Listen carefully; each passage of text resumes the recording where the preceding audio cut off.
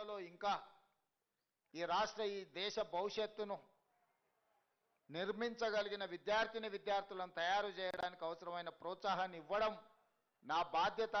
బూరుగుల రామకృష్ణారావు గారి తర్వాత మళ్ళీ తెలంగాణ రాష్ట్రానికి ముఖ్యమంత్రి అయ్యే అవకాశం ఈ పాలమూరు బిడ్డకు దక్కింది.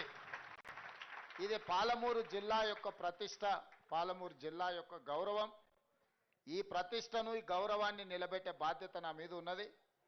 తప్పకుండా ఇక్కడికి సంబంధించి ఈ పాఠశాలకు సంబంధించిన అభివృద్ధికి ఎన్ని నిధులు కావాలనో మనం ఇద్దామని తక్షణమే కలెక్టర్ గారికి నేను ఆదేశాలు ఇచ్చి మీరు వెళ్ళి అక్కడ పరిశీలించండి అని చెప్తే పాఠశాల కోసం ఒక 10 కోట్లు, లైబ్రరీ కోసం, గ్రామ పంచాయతీ బిల్డింగ్ కోసం, వీటన్నిటికీ నిధుల ప్రతిపాదన. అదేవిధంగా ఈ గ్రామంలో సీసీ రోడ్ల కోసం ఉపాధి హామీ పథకం నుంచి ఇవన్నీ ఒక 16 కోట్ల రూపాయలు ఈ గ్రామం యొక్క అభివృద్ధి కోసం ఈరోజు నిధులను మంజూరు చేయడం జరిగింది. అదేవిధంగా మా శాసనసభ్యుడు ఒక మైనారిటీ కమ్యూనిటీ హాల్ కూడా కావాలి గ్రామంలో ఉన్నారు అని చెప్పిండ్రు. తప్పకుండా ప్రభుత్వం దానిని కూడా పరిగణలోకి తీసుకుంటుంది.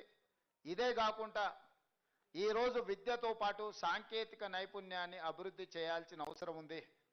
ఉద్యోగ ఉపాధి అవకాశాలు పెంచుకోవాలంటే విద్యతో పాటు సాంకేతిక నైపుణ్యాన్ని విద్యార్థులు పెంపొందించుకున్నప్పుడే ఈ పోటీ ప్రపంచంలో తట్టుకోగలరు, నిలబడగలరు.